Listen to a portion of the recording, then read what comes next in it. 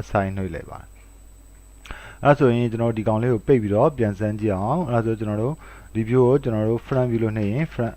front view ဒီ view ကို left view လို့နှိပ်ရင် left view ကိုမပြောင်းတော့ပါဘူးဒီ view ကိုကျွန်တော် left view လို့ပြောင်းရင်ကျွန်တော် control 3ကိုနှိပ်ပေးရပါမယ်ဒါမှ left view လို့ပြောင်းမှာဖြစ်ပါတယ်နောက်ဒီကောင်ကို control သူ့ကိုကျွန်တော် perspective view ကိုပြောင်းရင် control 4လို့နှိပ်ပေးမှာကျွန်တော် perspective view ပြောင်းမှာဖြစ်ပါတယ်ဒါဆိုတော့ကျွန်တော်အခုလုပ်လိုက်တာဘာဖြစ်သွားမလဲကြည့်အောင်ကျွန်တော်ဒီမှာ 3D Max က box ကို click နှိပ်တယ် comment panel တွေက box ကို click နှိပ်မယ်ပြီးရင် drag ဆွဲလိုက်မယ်ကျွန်တော် box ကိုဆွဲလိုက်အောင်ဆွဲပြီးတော့ကျွန်တော် perspective view ကိုဒီလိုချိန်ထားလိုက်မယ် front view မှာကျွန်တော်သူ့ရဲ့ထိပ်ပိုင်းလေးကိုကျွန်တော်ချိန်ထားမယ်top view မှာသူ့ကိုဒီနားချိန်ထားမယ်ဆိုပါစို့ left view မှာကျွန်တော်ဒီလိုအလျားလိုက်ချိန်ထားမယ်ဆိုပါစို့เนาะကျွန်တော် order W နှိပ်လိုက်ရင် perspective view ကအကျယ်တက်လာမှာဖြစ်တယ်သူ့ F ကိုနှိပ်လိုက်ရင်ကျွန်တော် front view ကိုအခုတကယ်ပြောင်းသွားတာတွေ့ပါလိမ့်မယ်ဒါ front view ပါ L ကိုနှိပ်လိုက်ရင်ကျွန်တော်ဒါ left view ပါ T ကိုနှိပ်လိုက်ရင်ကျွန်တော် T ကိုကြတော့ကျွန်တော်နှစ်ခါနှိပ်ပေးရပါတယ်အများဖြင့်တော့ဘာကြောင့်လဲဆိုတော့ကျွန်တော် perspective နေရာမှာ P နဲ့ T နဲ့နှစ်ခုထည့်ထားလို့ဖြစ်ပါတယ်ဒါပေမဲ့ဒီလိုထည့်မှလည်းကျွန်တော်အလုပ်ဖြစ်မှာဖြစ်ပါတယ်အဲဆို T top view ကိုသွားခြင်းတော့ T ကိုနှစ်ခါနှိပ်ပေးပါနှစ်ခါနှိပ်ပြီးရင်ကျွန်တော် top view ကိုသွားမှာဖြစ်ပါတယ် P ကိုနှိပ်လိုက်ရင်တော့ perspective view ကိုပြန်အောင်ပါပဲအဲဆိုတော့ကျွန်တော်တို့ချိန်ထားတဲ့ view တွေဟာပြတ်မသွားပဲနဲ့ကျွန်တော် top view front view left view ကိုလွယ်ကူကူရှေ့စလုံးလေးတွေကိုရွေးပြီးတော့ရှေ့စလုံးလေးတွေကိုအသုံးပြုပြီးတော့ကျွန်တော်တို့ပြောင်းသွားလို့ရတာတွေ့မှာပါဟုတ်ပြီဒါဆိုတော့နောက်ထပ်ကျွန်တော်ပြောင်းနေတဲ့ shortcut တစ်ခုရှိပါသေးတယ်အဲ့ဒါဘာလဲဆိုတော့ကျွန်တော် X ကိုနှိပ်လိုက်ရင် 3D Max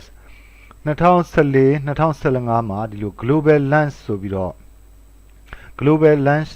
search bar တစ်ခုပေါ်လာပါတယ်သူကအသုံးတဲ့ပါတယ်သူ့ကိုကျွန်တော်တို့က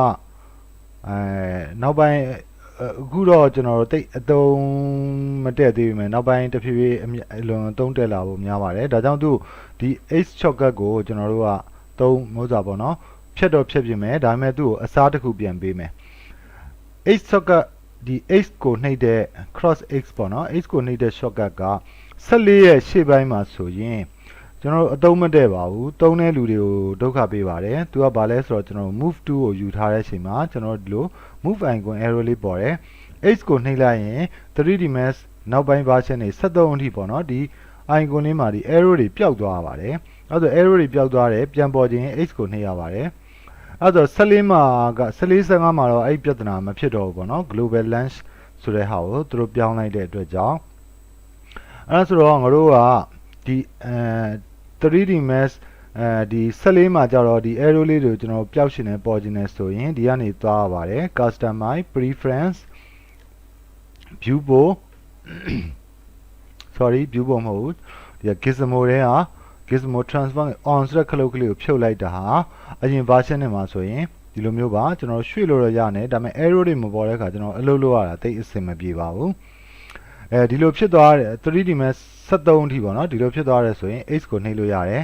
14မှာဆိုရင်တော့မရပါဘူးကျွန်တော်တို့ customize 14-15မှာဆို preference တွေကိုပြန်သွားဒီ gizmo ထဲက on set clock လေးကိုပြန်နှိပ်ပြီးရင်တော့ဒီ arrow တွေပြန်ပေါ်လာမှာဖြစ်ပါတယ်အဲ့တော့သူနဲ့ပတ်သက်တဲ့ shortcut ဖြစ်တဲ့ H ကိုကျွန်တော်ပြောင်းညင်ပါတယ်ပြောင်းညင်တော့ customize user interface ထဲမှာ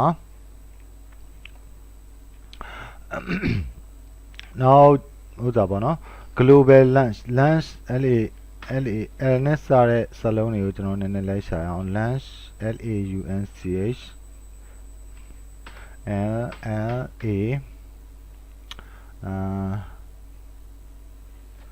lens global search ကို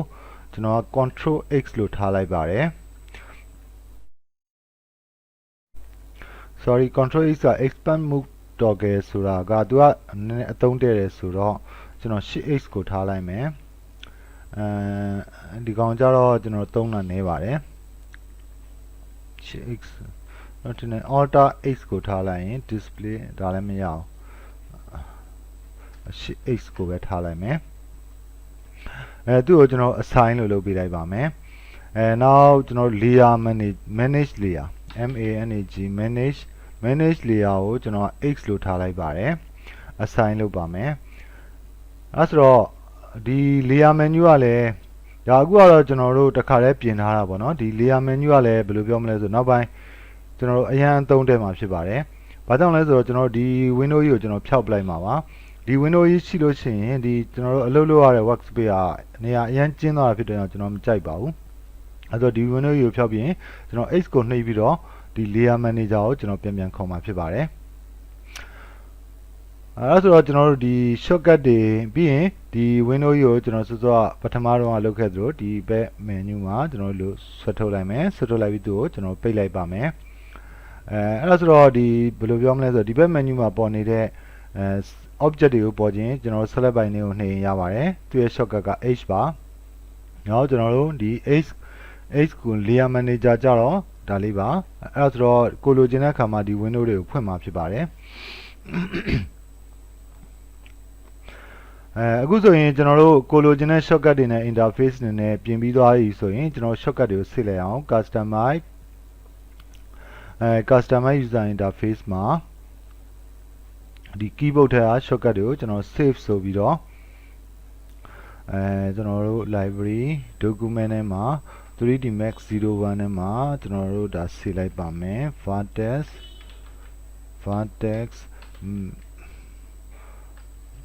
max 2015 key hockey ဆိုပြီးတော့ကျွန်တော်ဆေးလိုက်ပါမယ်ဒီ file လေးကိုလည်းကျွန်တော်ဥစားပေါ့ tutorial အခွေထဲမှာထည့်ပေးလိုက်ပါမယ်အဲဆိုတော့ကိုယ့်အကို shortcut မပြင်ကျင်လို့ရှိရင်လည်းကျွန်တော်တို့ shortcut တွေကိုရနေပြီးတော့customize preference customize user interface ဆိုပြီးတော့ဒီ dialog ပေါ်လာတဲ့အချိန်မှာ keyboard ထဲကိုသွားပါပြီးတော့ load ဆိုပြီးတော့အဲဒီ vertex max 2015 hockey ကို open ဆိုပြီးဖွင့်လိုက်တာ ਨੇ ကျွန်တော်တို့အခုပြင်ထားတဲ့ shortcut တွေ auto ရမှာဖြစ်ပါတယ်အဲဆိုကျွန်တော် workspace ကိုကျွန်တော်ပြန်ကြည့်အောင်ကျွန်တော်တို့ဒီ manage workspace နေရာကိုသွားမယ်သွားပြီးတော့ဒီ vertex workspace မှာကျွန်တော်တို့ဒီ hockey တွေကိုလည်းဒီတိုင်းထားပြီးတော့ကျွန်တော်တို့ save default state ဆိုပြီးတော့နှိပ်ပေးလိုက်ရင်ကျွန်တော်တို့ဒီ 3D Max ကိုသုံးမယ်ဆိုရင်သူ default အတိုင်းကျွန်တော်တို့တက်လာမှာဖြစ်ပါတယ်အဲဆိုကျွန်တော်တို့အခုဒီ 3D Max 2015ကိုပြန်ပိတ်လိုက်အောင်အခုပြန်ဖွင့်ရင်ကျွန်တော်တို့ဒီ workspace ကကျွန်တော်တို့ပြင်တဲ့အတိုင်း auto တက်မတက်ပြန်ကြည့်အောင်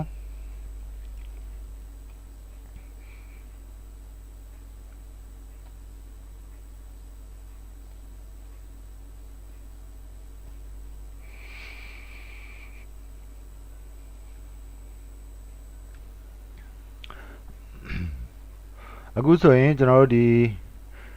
3D Max ကကျွန်တော်တို့ပြင်ထားတဲ့အတိုင်း vertex workspace နဲ့တက်လာတာတွေ့ပါလိမ့်မယ် show this welcome screen ဒီအမှတ်ကလေးကိုကျွန်တော်ဖြုတ်လိုက်ရင်နောက်တစ်ခါဒီ window ကြီးဟာနောက်တစ်ခါဖွင့်ရင်ကျွန်တော်ပေါ်လာတော့မှာမဟုတ်တော့ပါဘူးအဲ့ဆိုတော့ကျွန်တော်တို့ hockey တွေမှန်ပြန်စစ်အောင်ကျွန်တော် X ကိုနှိပ်လိုက်ရင်ကျွန်တော် layer manager ပွင့်တာတွေ့ရမှာဖြစ်ပါတယ် X ကိုနှိပ်လိုက်ရင်တော့ပြန်ပိတ်သွားတာတွေ့ရမှာပါကျွန်တော်တို့ vertex workspace မှာworkspace default ကိုကျွန်တော်ပြန်ဖွင့်လိုက်ရင်ကျွန်တော်တို့ default workspace ကိုပြန်ရမှာပါကျွန်တော်တို့ဒီမှာ X ကိုနှိပ်လိုက်ရင်ဒီမှာ hockey ကတော့ကျွန်တော်တို့ပြောင်းသွားတယ်ထင်ပါတယ်အဲဆိုတော့ hockey တွေကလည်းဒီမှာလဲ default မှာလဲကျွန်တော်ထင်တယ်ပြောင်းသွားတယ်လို့ထင်တယ်hockey တွေကလည်းကျွန်တော်တို့ဒီမှာကျွန်တော်တို့ hockey ကိုသူ့အတူကျွန်တော် default workspace မှာကျွန်တော် hockey ကို default ပြန်ထားလိုက်မယ်ပြန်ထားလိုက်ပြီးတော့ကျွန်တော် default hockey တွေကိုကျွန်တော်တို့ပြန်တင်မယ်သူ့ကိုပြန်တင်မယ်ဆိုရင် customize user interface တဲ့ကိုသွားပြီးတော့ keyboard ကျွန်တော် load ဆိုပြီးတော့ကျွန်တော်ဒီထဲက drive C program file autodesk 3D Max 2015ကျွန်တော်တို့ဒီမှာ English France English have အဲ့ဆိုတော့သူ့ menu ကအခုနည်းနည်းရှုပ်သွားတာပေါ့နော် English US တဲ့ကိုသွားမယ်ပြီးတော့ UI နဲ့ကိုသွားပြီးတော့ default keyboard ဆိုပြီးတော့ကျွန်တော် keyboard ကို loading တင်လိုက်ရင်ကျွန်တော်ဒါ default keyboard တွေကျွန်တော်ပြန်ရမှာဖြစ်ပါတယ် အဲ့ဆိုတော့ကျွန်တော်တို့ဒီကနေပြီးတော့ကျွန်တော် vertex workspace ကိုပြန်သွားလိုက်ရင်เนาะကျွန်တော်တို့ပြင်ထားတဲ့ keyboard ပြန်ရမှာ hotkey ပြန်ရမှာဖြစ်ပါတယ်အဲ့ဆိုဒီ workspace တွေမှာကျွန်တော် manage workspace မှာဒီ vertex hotkey အမှတ်ကလေးကိုချစ်ထားရင်ကိုပြောင်းလိုက်တဲ့ workspace မှာကိုလိုချင်တဲ့ hotkey နဲ့တက်သွားမှာဖြစ်ပါတယ်အခုဆိုကျွန်တော်တို့ဒီ vertex workspace မှာဆိုရင်ကျွန်တော်တို့ကိုယ့်အကိုပြင်ထားတဲ့ကိုယ့်ဘာသာကိုကျွန်တော်တို့ပြင်ထားဥပမာဆိုကြပါစို့เนาะအခုကျွန်တော်တို့ဒါ perspective view ကျွန်တော် left view နှိပ်လိုက်ရင် left ကိုတကယ်သွားတယ်ပြီးပြန်နှိပ်လိုက်ရင် perspective view ကိုပြန်ရောက်တယ်ပေါ့เนาะတကယ်လို့ကျွန်တော်တို့ဒီ workspace မှာ workspace default ဆိုရင်ကျွန်တော်တို့ default အတိုင်းပဲဖြစ်မှာပါကျွန်တော် left ကိုနှိပ်လိုက်ရင် left view ကိုမရောက်ဘဲနဲ့ perspective view က left view ပြောင်းသွားလိမ့်မယ် P ကိုပြန်နှိပ်ရင်တွေ့လားကျွန်တော် perspective ကစောစောကျွန်တော်တို့ချိန်ထားတဲ့ပုံစံမဟုတ်ဘဲနဲ့ left view ပုံစံကြီးပြန်ပေါ်လာတာတွေ့ပါလိမ့်မယ်အဲဒါဆိုကျွန်တော်တို့ဒီလို perspective ငကိုပုံစံဖြစ်အောင်ကျွန်တော်တို့ပြန်ပြောင်းရတယ်ကျွန်တော်တို့တေချာအောင်ကျွန်တော်တို့ဒီမှာ box လေးတစ်ခုဆွဲလိုက်အောင်